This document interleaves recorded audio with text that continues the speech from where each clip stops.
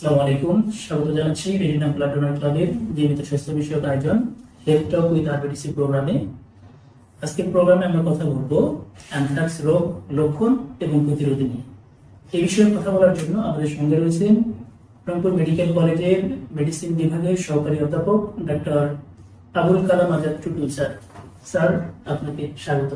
ধন্যবাদ আপনাকে Regina blood donor club ও আপনাদেরকে একটি গুরুত্বপূর্ণ বিষয়ে কথা বলার জন্য আমাকে সুযোগ করে দেওয়ার জন্য।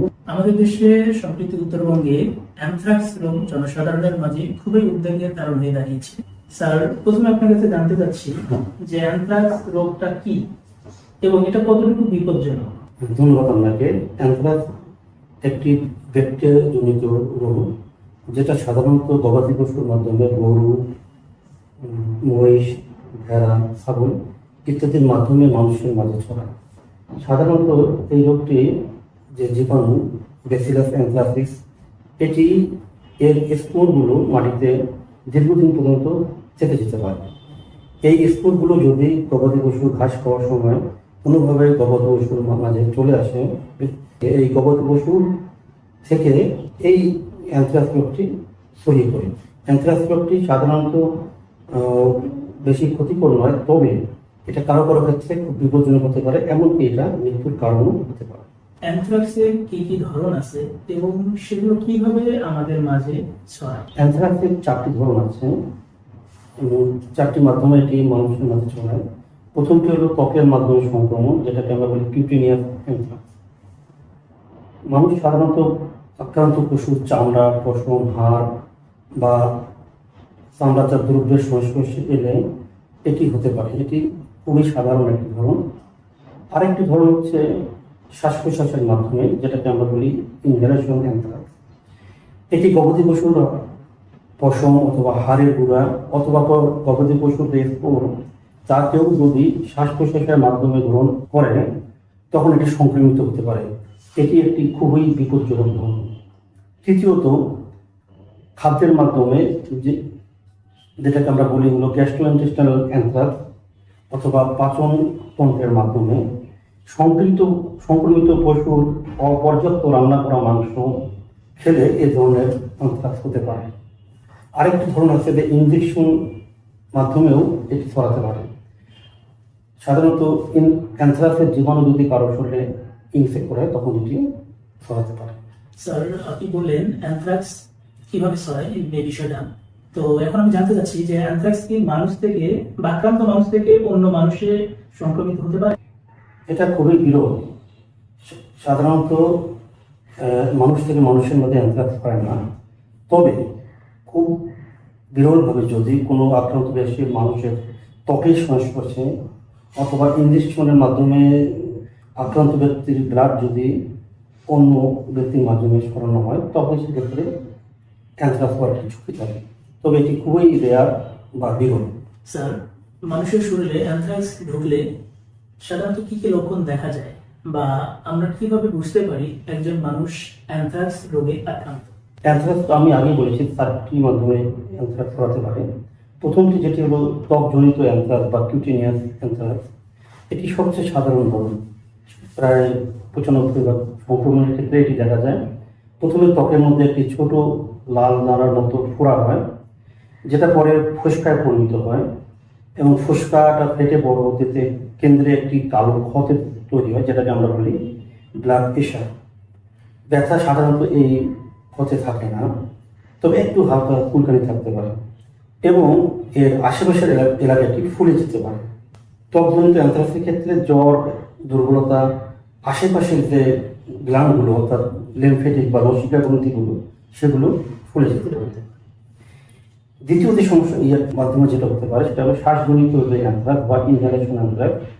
এখানে প্রথম দিকে যেটি হয় যে একটু সাধারণত একটু ঠান্ডা লাগে, একটি সর্দি জ্বরের মতো, যেমন গলা ব্যথা হতে পারে, একটু কাশি হতে পারে, একটু জ্বর হতে পারে, বুক ব্যথা হতে পারে, কাশি হতে পারে, শ্বাসকষ্ট হতে পারে এবং রোগীর শ্বাস বন্ধ হয়ে যেতে পারে, যেটাকে আমরা বলি রেসপিরেটরি ফেলিওর, এবং আলটিমেটলি এটা মৃত্যুর কারণ হতে পারে।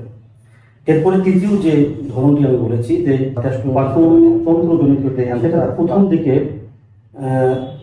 একটু অরুচি হবে খাবার, বমি বমি ভাব হতে পারে, বমি হতে পারে।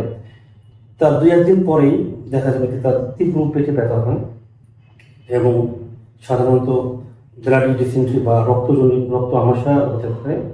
এবং এরপরে এখান থেকে টক্সিমিয়া বা এই সংক্রমণটা ব্লাডের মাধ্যমে সারা শরীরে ছড়িয়ে যেতে পারে এবং খুব কদাচিৎ ক্ষেত্রে এটি মৃত্যুর কারণ হতে পারে। এরপরে সর্বশেষ যে আমরা ইঞ্জেকশনের মাধ্যমে যে অ্যানথ্রাক্সটি হয়, সেটাতে অ্যানথ্রাক্সের আমরা উপরে যে উপসর্গ বললাম সেগুলো হতে পারে। এবং এখানে দ্বিতীয় ইঞ্জেকশনের মাধ্যমে এটা হবে, এখানে সংক্রমণটা খুবই বেশি হয়। সাধারণত আক্রান্ত স্থানগুলো ফুলে যেতে পারে, পুঁজ হতে পারে এবং আক্রান্ত ব্যক্তির চামড়া নষ্ট হয়ে যেতে পারে। স্যার, আমি একটু আগে বলেছি যে অ্যানথ্রাক্স উত্তরবঙ্গে মহামারী আকার ধারণ করেছে। তো উত্তরবঙ্গে অ্যানথ্রাক্স মহামারী আকার ধারণ করার প্রধান কারণ হিসেবে আপনি কি বিষয়গুলোকে দেখেন? এখানে মূল কারণগুলোর মধ্যে সর্বপ্রথমে যেটা বলতে হবে যে পশুদের পর্যাপ্ত টিকা না দেওয়া। যেহেতু পশুদের মাধ্যমে এটি ছড়ায়, এই জন্য পশুদের প্রথমত হলো তাদেরকে পর্যাপ্ত টিকা দিতে হবে। দ্বিতীয়ত যেটা সেটা হলো যে মৃত পশুগুলো যারা অ্যানথ্রাক্সে আক্রান্ত তাদের পর্যাপ্ত নিষ্পত্তি বা ডাম্পিং ঠিক মতো না করা। তৃতীয় যেটা হলো যে জনসচেতনতার অভাব। এক্ষেত্রে আমরা অনেকেই এই অ্যানথ্রাক্স রোগের বিষয়ে উত্তরবঙ্গের অনেকেই আমরা সচেতন না। চতুর্থত গবাদি পশুর স্বাস্থ্য সুরক্ষা যেসব নিয়মকানুন মেনে চলা হবে সেগুলো অনেক সময় মেনে না হওয়া। আর দ্রুতভাবে মানুষের মধ্যে এই অসচেতনার জন্য এই রোগটি দ্রুত ছড়িয়ে পড়া, এগুলো হচ্ছে এই উত্তরবঙ্গে এই রোগটি ছড়ানোর একটা অন্যতম কারণ। স্যার, সাধারণত মানুষ বা পশু পালনকারী ব্যক্তিরা কি সব সাবধানতা অবলম্বন করতে পারলে অ্যানথ্রাক্স থেকে রক্ষা পেতে পারে? সবচেয়ে গুরুত্বপূর্ণ হলো যে পশুদের নিয়মিত টিকা দিতে হবে। দ্বিতীয়ত এই পশুদের সঙ্গে যারা কাজ করেন তাদের কাজ করার সময় হাত মুখ ধোয়া, ঠিক মতো সুরক্ষিত অবস্থায় কাজ করা বা সুরক্ষিত পোশাক পরা, মৃত পশুগুলোর দেহগুলোকে দ্রুত সঠিকভাবে ধ্বংস করা বা দাফন করা, মাংস বা অন্য পশুর অন্যান্য অংশগুলো খাবারের ক্ষেত্রে বা ব্যবহার ক্ষেত্রে খুবই সতর্ক থাকা। এবং যদি কোনো সন্দেহ দেখা যায় যে অ্যানথ্রাক্সের কোনো উপসর্গ বা কোনো লক্ষণ যদি কারো শরীরে দেখা দেয়, সঙ্গে সঙ্গে তাকে দ্রুত চিকিৎসকের কাছে নিয়ে আসা এবং তার চিকিৎসা করা। স্যার, যদি কেউ সাবধানতা অবলম্বন করার পরও অ্যানথ্রাক্সে আক্রান্ত হয়ে যায়, তো সেক্ষেত্রে তাদের চিকিৎসা কি হতে পারে বা কি সব প্রোটোকল মেনটেন করতে হবে? অ্যানথ্রাক্সে আক্রান্ত ব্যক্তির প্রথমে তাকে আমরা দ্রুত চিকিৎসকের কাছে নিয়ে আসবো এবং চিকিৎসক তাকে প্রয়োজনীয় তাকে ভর্তির ব্যবস্থা করবেন। এবং এক্ষেত্রে অ্যানথ্রাক্সকে আমরা উপসর্গের বা লক্ষণগুলোর ভিত্তিতে তাকে আমরা প্রথমে ধারণা করবো যে এটি অ্যানথ্রাক্স। এরপরে আমরা সেই আক্রান্ত ব্যক্তির ক্ষেত্রে আক্রান্ত যে ত্বকের যে আক্রান্ত অংশ, ওখান থেকে আমরা স্কিন স্পট আমরা নিয়ে সেটা কালচার করতে পাঠিয়ে দেব।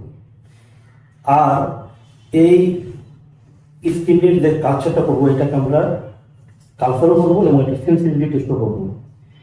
এই সেন্সিটিভিটি টেস্ট আমরা আরেকটি করবো, সেটা হলো পেনিসিলিন সেন্সিটিভিটি আছে কিনা সেটা দেখবো। এখন আমাদের হলো চিকিৎসা শুরু করা। কালচার এবং সেন্সিটিভিটি রিপোর্টের অপেক্ষা করা যাবে না, আমাদেরকে প্রথমেই তাকে সিপ্রোফ্লক্সাসিন ট্যাবলেট 500 মিলিগ্রাম দিনে 2 বার করে, আর যদি রোগীর সংক্রমণ খুবই বেশি হয় সেক্ষেত্রে আমরা ইনজেকশন আকারে এই ইনজেকশন সিপ্রোফ্লক্সাসিন 200 মিলিগ্রাম দিনে 2 বার করে শুরু করব। আর ইতিমধ্যে যদি আমরা পেনিসিলিন সেন্সিটিভিটি পজিটিভ পাই বা ভালো পাই, তখন তাকে আমরা বেনিজাল পেনিসিলিন অথবা ফেনোক্সিমেথাল পেনিসিলিন দিয়ে আমরা তার চিকিৎসাটা শুরু করব এবং সেটা অবশ্যই 14 দিন হতে হবে। আর যদি ইনহেলেশন অ্যানথ্রাক্স হয় সেক্ষেত্রে রোগীর এই চিকিৎসার সঙ্গেও আমরা তাকে ক্লিন্ডামাইসিন যোগ করতে হবে এবং অন্যান্য যে সাপোর্টিভ ট্রিটমেন্টগুলো চিকিৎসাগুলো সেগুলো দিতে হবে। যেমন শ্বাসকষ্ট হলে তাকে তার চিকিৎসা দিতে হবে। আর যদি এটা গ্যাস্ট্রোইন্টেস্টিনাল অথবা পাচনতন্ত্রের কারণে যদি হয় সেক্ষেত্রে তাকে এই চিকিৎসার পাশাপাশি তাকে তার ব্লাডি ডায়রিয়ার জন্য বা শকের জন্য তাকে চিকিৎসা দিতে হবে। স্যার, আপনি অ্যানথ্রাক্সের চিকিৎসা সম্পর্কে বললেন, তো এখন আমরা জানতে চাচ্ছি যে অ্যানথ্রাক্স প্রতিরোধে প্রয়োজনীয়তা আছে কিনা, বা থাকলে সেটা কি, আমাদেরকে একটু বলবেন। ধন্যবাদ আপনাকে। অবশ্যই যারা এই পশুর সঙ্গে বা পশুর খাদ্যর সঙ্গে তারা ব্যবসার সঙ্গে, বিশেষ করে কসাই যারা অথবা তারা পশু চিকিৎসক, এই সময় বিশেষ করে উত্তরবঙ্গে এটার প্রতিরোধমূলক ব্যবস্থা তাদের নিতে হবে, তাহলে এটা অন্যদের মধ্যে ছড়াবে না। প্রতিরোধমূলক ব্যবস্থা হিসেবে তারা যেটা করবেন তারা আমরা প্রতিরোধমূলক ব্যবস্থা হিসেবে আমরা তাদেরকে দুটো এখন যেটা আমরা করবো, তাদেরকে আমরা ট্যাবলেট সিপ্রোফ্লুক্সাসিন 500 মিলিগ্রাম সকালে একটা রাতে একটা খাবার পরে 2 মাস খাবে, এতে তাদের প্রতিরোধ হবে। আরেকটা হলো আমরা অ্যানথ্রাক্সের ভ্যাকসিন পাওয়া যায়, এই ভ্যাকসিনটা আমরা দিতে পারি। ভ্যাকসিন সাধারণত 3টা দিতে হয় অ্যানথ্রাক্সের ভ্যাকসিন। প্রথমটি তার 1 মাস পর একটি, তার 6 মাস পর একটি, অর্থাৎ 3 ডোজ অ্যানথ্রাক্সের ভ্যাকসিন আমরা যারা এই পেশার সঙ্গে জড়িত বা তাদের রিস্ক খুব বেশি, তাদের মাধ্যমে অ্যানথ্রাক্স করাতে পারে, তাদেরকে আমরা এই প্রতিরোধমূলক ব্যবস্থা নিতে পারি। স্যার, সর্বশেষ অ্যানথ্রাক্স নিয়ে আমাদের দর্শকদের উদ্দেশ্যে আপনি কিছু বার্তা থাকলে বলবেন প্লিজ। আমি সবাইকে ধন্যবাদ জানাচ্ছি এবং সবাইকে অনুরোধ করব পশুর স্বাস্থ্য সম্পর্কে আমাদেরকে সচেতন হতে হবে। নিজেদের আশেপাশের পশুদের অবস্থা আমাদেরকে খেয়াল রাখতে হবে, পশুদের যথাসময়ে টিকা দিতে হবে, নিজের স্বাস্থ্য সম্পর্কে আমাদেরকে পরিষ্কার পরিচ্ছন্নতা বজায় রাখতে হবে।